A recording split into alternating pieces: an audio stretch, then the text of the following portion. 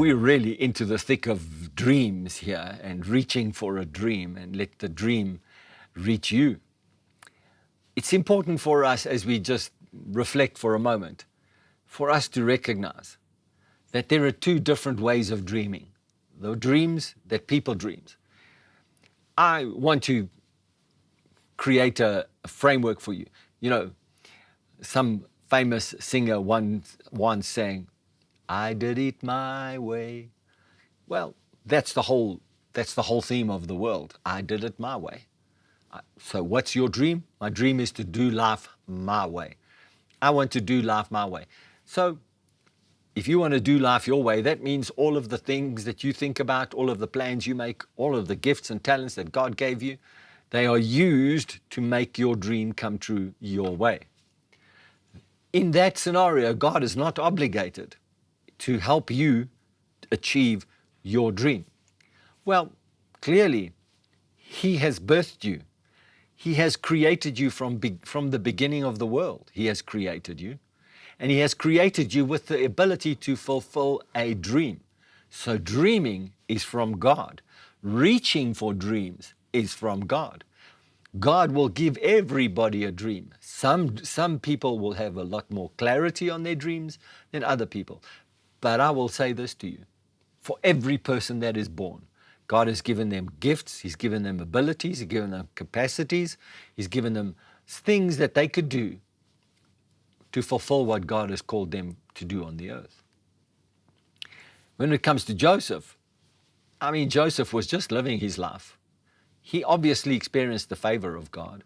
He obviously experienced the blessing from his father. He grew up in a wealthy home, learned all manner of management things because his father had so much wealth, from many tents, many servants, many sheep, many cattle, many camels, you just have to read the things that Jacob had, that he obtained. I'm going to just read to you from Genesis chapter 32 and verse 13. "And Jacob stayed where he was for the night. Then he selected these gifts from his possessions."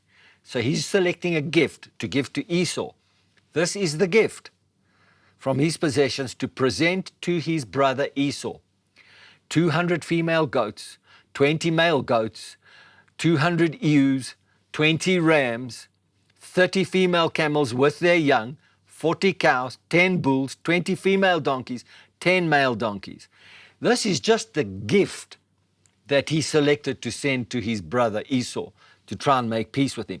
I'm just reflecting to you that Jacob had a lot of wealth. Now, Joseph is born to Jacob. So when he grew up with all this wealth. He grew up with the management of all of this wealth. He grew up with understanding how to be favored and blessed. When God gives him a dream, that means over and above the blessing, over and above the favor, there was a selected divine purpose that God had for Joseph to fulfill. I want to say that in your life and in my life, over and above the favor of God, over and above the blessing that God has on our lives, over and above that, God has selected us for a divine assignment and a divine purpose. That is the dream. That becomes the fulfillment of your dream. Your blessed place, your prosperous place, your place of peace, your place of well-being is you fulfilling what God has called you to do. That's where God, He's over, windows open, blessing upon blessing comes towards you when you are in a place where you recognize who God is to you and you follow His dream. So till now we've covered the brothers and we've covered the traders. We've covered the dream, we've covered the brothers, we've covered the traders. One more thing about the traders.